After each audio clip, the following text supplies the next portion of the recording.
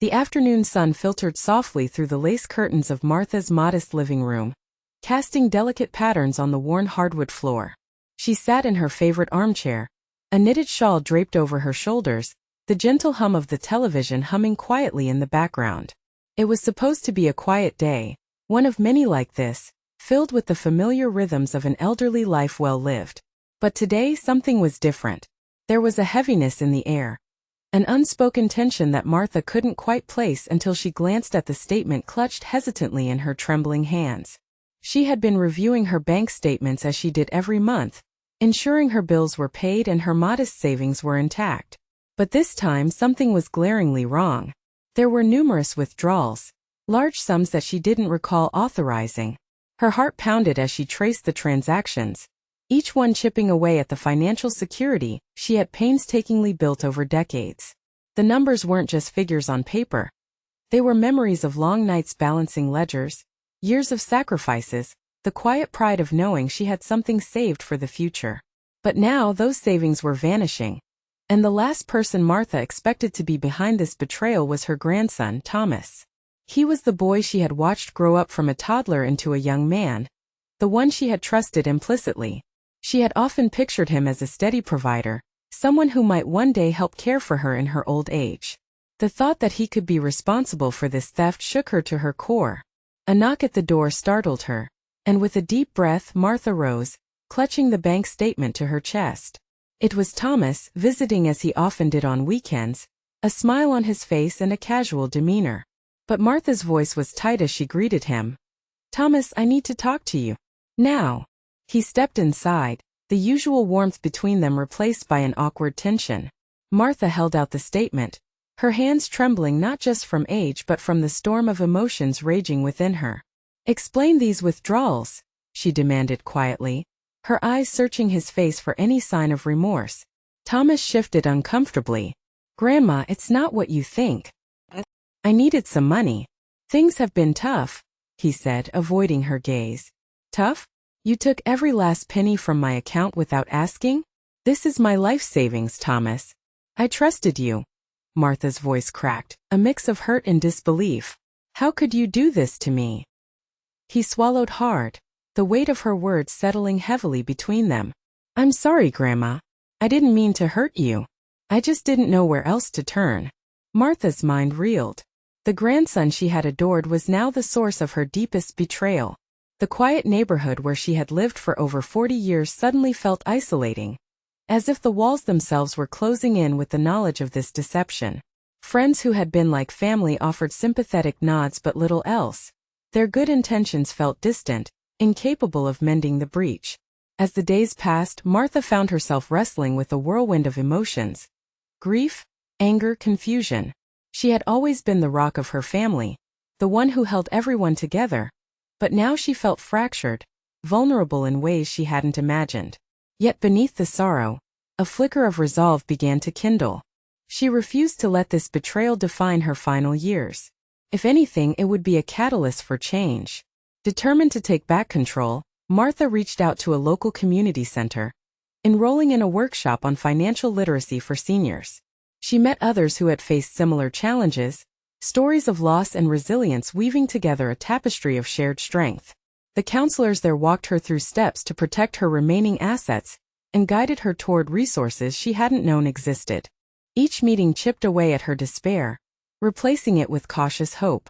She began to see a path forward, one not dictated by past mistakes but shaped by her own courage. The process wasn't easy. It demanded confronting painful truths and admitting vulnerability. But for Martha, it was a necessary step toward reclaiming her life. One afternoon, as she sat in the community room surrounded by faces both familiar and new, Martha realized something profound. The theft of her savings, though devastating, had awakened a dormant fire within her. She was no longer simply the betrayed grandmother. She was becoming an advocate, a woman determined to rise above the shadows cast by others' wrongdoings. Back at home, Martha took meticulous notes, planning her next steps with the precision that had served her well throughout her working years.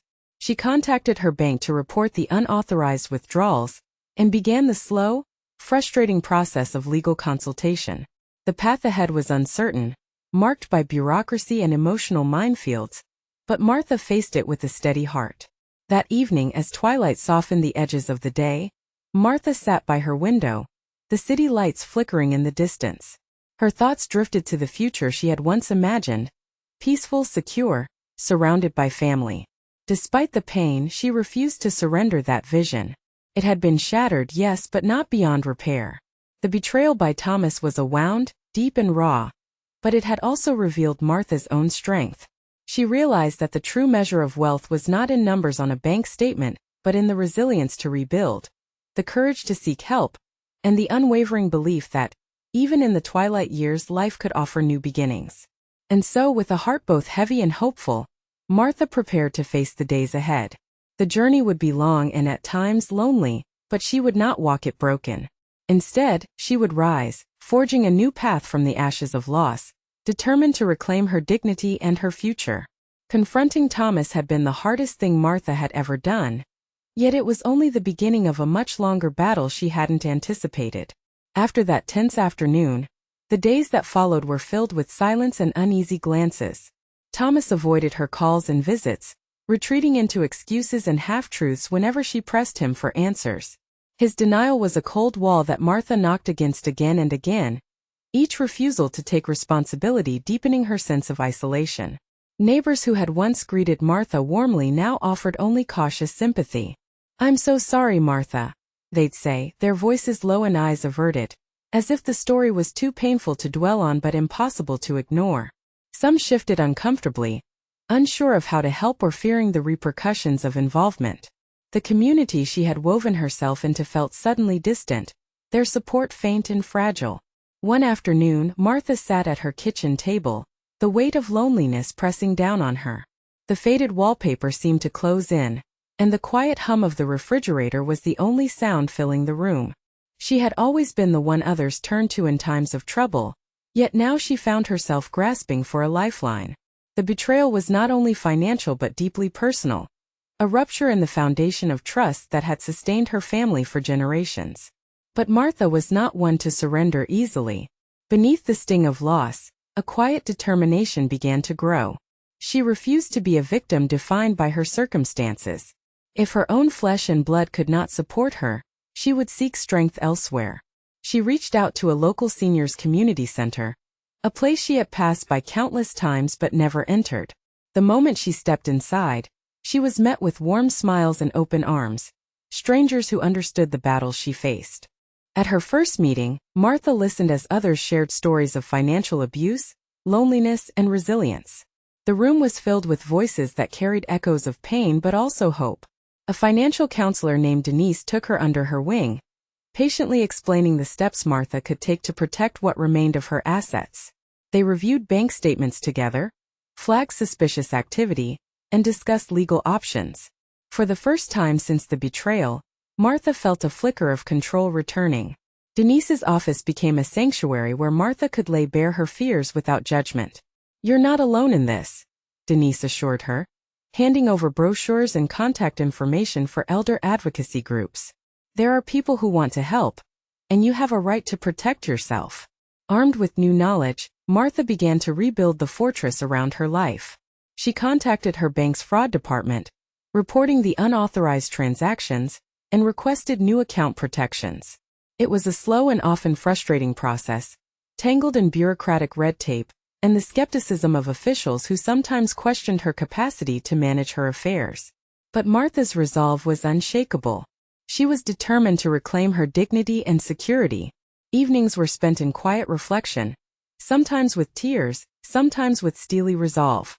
She wrote letters to Thomas, not angry missives but heartfelt appeals for understanding and restitution. Those letters went unanswered, discarded like the trust she once had. Yet Martha refused to let the silence crush her spirit. Her daughter Linda grew concerned but offered little help beyond gentle words. "Mom, maybe you should just let it go," Linda suggested one afternoon, her voice hesitant. "It's hard to fight family." "Family doesn't steal from family," Martha replied firmly. "And I won't be silent about this." Word of the betrayal spread slowly through the neighborhood, carried on whispers and sympathetic glances. Some friends distanced themselves, unsure where their loyalties should lie, while others quietly offered support. Meals delivered, a helping hand with errands. Martha accepted these gestures with gratitude, but also a growing sense of independence. She wasn't looking for pity. She wanted justice and a way forward. Inspired by her community center experiences, Martha began attending workshops on financial literacy and elder rights. Each session equipped her with tools she never thought she'd need, from recognizing warning signs of fraud to understanding legal protections. She became an advocate for herself and, in time, for others facing similar betrayals. One afternoon, after a particularly insightful seminar, Martha gathered the courage to speak publicly at a local meeting. Her voice, though soft, carried the weight of lived experience. "We can't let ourselves be invisible," she told the group. "Our stories matter, and our rights matter. No one should be taken advantage of, not by strangers, and certainly not by those we trust." Her words resonated deeply, sparking conversations and connections that extended beyond the meeting room. Martha found herself at the center of a small but growing network of seniors committed to protecting each other. The isolation that had once seemed insurmountable began to dissolve in the warmth of shared purpose. Meanwhile, the shadow of Thomas's betrayal lingered. Martha's efforts to seek restitution through legal channels were met with delays and obstacles, but she pressed on, bolstered by the knowledge and support she had gained. Every phone call to lawyers, every meeting with financial advisors was a step toward reclaiming her life from the grasp of loss. One evening, as she prepared dinner, the phone rang. It was a representative from the bank, informing her that an investigation into the unauthorized withdrawals had been opened. There was hope now, small, tentative, but real. Martha allowed herself a quiet moment of relief, feeling the first stirrings of victory after months of struggle. Yet, beneath the surface, the emotional wounds remained raw. Trust, once broken, was difficult to mend, especially when the perpetrator was family. Martha grappled with the paradox of love and betrayal, searching for answers in a landscape that felt both familiar and frighteningly new. But through it all, a transformation was underway. Martha was no longer the frightened, isolated woman who had sat alone at her kitchen table weeks before. She was becoming a beacon of resilience, a voice for those who had been silenced by shame and fear. Each day brought new challenges but also new reasons to fight, to protect not only her own future but to pave the way for others. With every step, Martha reclaimed not just her finances, but her dignity, her strength, and her place in a community that refused to let her fall. And so, as the days stretched into weeks, Martha held fast to her resolve. The road ahead was uncertain and fraught with difficulty, but she would walk it with her head held high, buoyed by the knowledge that she was no longer alone. The betrayal had shaken her world, but it had also ignited a fire, a fierce determination to rise, to heal, and to thrive. The morning light spilled gently through the windows of the community center's craft room, illuminating tables scattered with colorful beads, yarn, and scraps of fabric. Martha sat among a small group of seniors, her fingers deftly weaving strands of ribbon into delicate bracelets.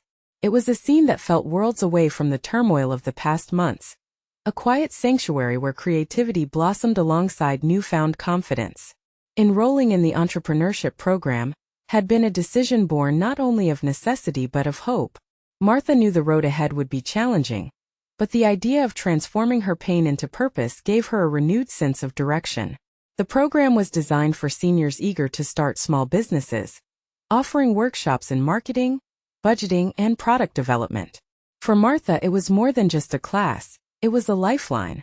Her first creations, a collection of handmade jewelry and knitted scarves, were modest but crafted with care and pride. She named her fledgling venture Second Bloom, a tribute to the resilience that had carried her through the darkest days. At first, sales were slow, the community still adjusting to the idea of Martha as an entrepreneur, rather than just a grandmother or a victim of betrayal.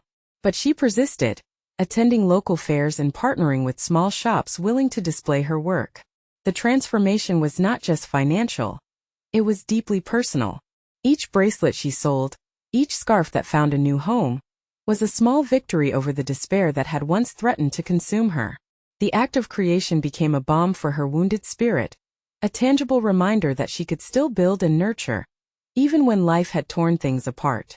One afternoon, as she arranged her display at a bustling farmer's market, A woman approached, admiring the delicate craftsmanship. "These are beautiful," she said, her eyes warm. "I love that there's a story behind them." Martha smiled, sharing a brief glimpse of her journey. The struggle, the loss, the determination to rise. The woman nodded empathetically and promised to spread the word. Word did spread, slowly but surely, bringing more customers and a growing sense of community support. Back at the community center, Martha's confidence blossomed alongside her business. She eagerly absorbed lessons on social media marketing and customer engagement, skills that once seemed intimidating but now felt empowering. The program's instructors praised her tenacity, often citing her as an example to others. Beyond the classroom, Martha found herself embraced by a network of peers who shared not only knowledge but friendship. They celebrated each other's successes and offered comfort in setbacks, forming a tapestry of support that bolstered Martha's resolve. For the first time in months, she felt truly seen and valued beyond her losses. But the path was not without setbacks. There were days when the weight of the past pressed heavily, moments of doubt when the future seemed uncertain. Financial hurdles remained, and the legal battle over her stolen savings dragged on slowly, a constant reminder of the betrayal she was determined to overcome. Yet, these challenges only sharpened her focus. One evening, after a long day of crafting and managing inventory, Martha sat by her kitchen window, the glow of streetlights casting soft shadows. She reflected on how far she had come, from the stunned disbelief of betrayal to the quiet empowerment of creation. The journey had reshaped her, unveiling strengths she hadn't fully recognized before. Her story began to ripple beyond her immediate circle. The local newspaper ran a feature on Second Bloom and Martha's inspiring comeback, capturing the hearts of readers who saw in her a symbol of hope and resilience. Invitations to speak at community events followed, where Martha shared her message of perseverance and the power of reinvention. In these moments, Martha realized the true essence of her transformation. It wasn't just about reclaiming financial independence or proving her worth to others. It was about redefining herself on her own terms. The scars of betrayal remained, but they no longer defined her. Instead, they were part of a larger narrative, one where she chose courage over despair. Encouraged by her progress, Martha began volunteering at the community center, mentoring other seniors who faced similar struggles. She listened to their stories, offering empathy and practical advice, drawing from her own hard-won experience. This role deepened her sense of purpose, intertwining her personal growth with the well-being of others. At home, the atmosphere shifted subtly. Though her relationship with Thomas remained fractured, Martha found peace in setting boundaries and focusing on those who supported her. She nurtured connections with longtime friends and family members who had stood by her, their presence a steady anchor amid ongoing challenges. One crisp autumn afternoon, Martha organized a small pop-up shop in the town square, showcasing Second Bloom, alongside other local artisans. The event was a celebration of community and resilience, drawing a crowd that included neighbors, friends, and curious newcomers. As Martha greeted each visitor with warmth and gratitude, she felt a profound sense of belonging. The success of the event marked a milestone, not just for her business but for her spirit. It was a testament to the journey from victim to creator, from isolation to connection. Martha understood now that her true strength lay in embracing vulnerability and transforming it into action. As twilight settled over the town, Martha sat on her porch, the cool breeze carrying the scent of fallen leaves. Her hands were callous but steady, a physical reminder of the labor and love poured into her new life. She thought of the road ahead, still uncertain and demanding, but no longer daunting. In the quiet of that moment, Martha smiled softly, embracing the promise of new beginnings. The journey was far from over, but she had taken the most important step, choosing to rise, to create, and to bloom again. The small storefront buzzed quietly with the soft chatter of visitors and the gentle clinking of handmade crafts, as Martha arranged her latest batch of scarves and bracelets on the polished wooden shelves. Her shop, Second Bloom, had blossomed into more than just a business. It had become a sanctuary of resilience and creativity, a space where Martha's journey from betrayal to empowerment was woven into every thread and bead. With each customer who walked through the door, Martha felt a growing sense of purpose and independence. She greeted familiar faces with warm smiles and took time to listen to their stories, many of which echoed her own struggles and triumphs. The community that once seemed distant was now rallying around her, their support a steady foundation beneath her feet. Financially, the business had begun to flourish. The modest income from sales was not only restoring her sense of security, but also funding her efforts to educate others about elder financial abuse. Martha had become a passionate advocate, using her experience to shine a light on a topic often shrouded in silence and shame. She hosted workshops at the community center, teaching seniors how to safeguard their assets and recognize warning signs of exploitation. One afternoon, as she prepared materials for a seminar, Martha reflected on how far she had come. The woman who once sat alone in her kitchen, overwhelmed by loss and betrayal, was now a pillar of strength and knowledge. Her voice, once quiet and uncertain, carried conviction and compassion as she shared her story. Yet, despite the strides she had made, the shadow of her grandson's betrayal lingered. The legal battle to recover her stolen savings moved at a glacial pace, mired in complexities and delays. Thomas's refusal to cooperate only deepened the wound, but Martha had learned to shield her spirit from the bitterness that threatened to consume her. Instead, she focused on healing fractured family ties where possible. Her daughter Linda, though cautious, began to bridge the gap with regular visits and heartfelt conversations. Slowly, Martha rebuilt trust with other relatives, finding solace in their presence and support. Forgiveness was a delicate, ongoing process, not of forgetting the past but of releasing its hold over her heart. Community events became a source of joy and connection. At a recent town fair, Martha was invited to speak about her journey. Standing before a crowd, she felt the familiar flutter of nerves but steadied herself with the knowledge that her story mattered. She spoke not just of loss but of the power to transform pain into purpose, urging others to find strength in vulnerability. After her speech, several attendees approached her, sharing their own experiences and expressing gratitude. One woman, a fellow survivor of financial abuse, clasped Martha's hand tightly. "You've given me hope," she whispered. "Thank you for being a light." These moments reinforced Martha's conviction that her path, though forged through hardship, was meaningful. She began collaborating with local organizations to develop educational campaigns, reaching beyond the seniors' community to involve families and caregivers in prevention efforts. Her leadership was recognized with an award from the town council, a public acknowledgement of her courage and dedication. At home, Martha maintained a delicate balance between advocacy and self-care. She nurtured friendships that had blossomed during her recovery, sharing laughter and tears over coffee and crafts. The simple pleasures of daily life, morning walks, tending to her small garden, quiet evenings with a book, provided grounding amidst ongoing challenges. One crisp morning, Martha received a call from her attorney, a breakthrough in the long-awaited restitution case. The bank had uncovered evidence supporting her claims, and negotiations with Thomas were underway. The news brought a cautious optimism, a reminder that justice, while slow, was possible. That evening, as she sat on her porch watching the sunset paint the sky in hues of orange and pink, Martha allowed herself a moment of quiet triumph. The journey had been arduous, marked by pain and perseverance, but she had emerged stronger, wiser, and more determined than ever. Her eyes drifted to the framed photos inside, the images of family gatherings, smiles frozen in time. Though her relationship with Thomas remained strained, Martha held no bitterness. Forgiveness, she realized, was a gift she gave herself, freeing her from the chains of resentment.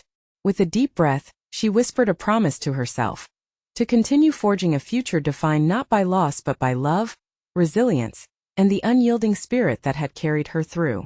The path ahead was still unfolding, but Martha faced it with an open heart and unwavering courage, ready to embrace whatever came next.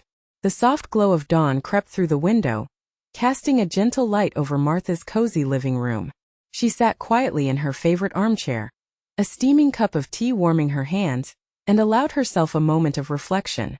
The journey she had traveled was etched into every wrinkle on her face, every silver strand in her hair, a testament to a life marked by hardship, healing, and ultimately hope.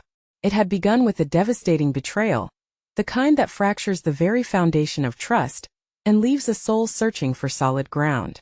Her grandson Thomas, the boy she had nurtured and cherished, had taken what she had saved over a lifetime. The shock had shattered her world, leaving her adrift in a sea of disbelief and sorrow. But Martha refused to be consumed by despair. In the months that followed, she found within herself a reservoir of strength she hadn't known existed. She confronted denial and isolation head-on, seeking out community and counsel.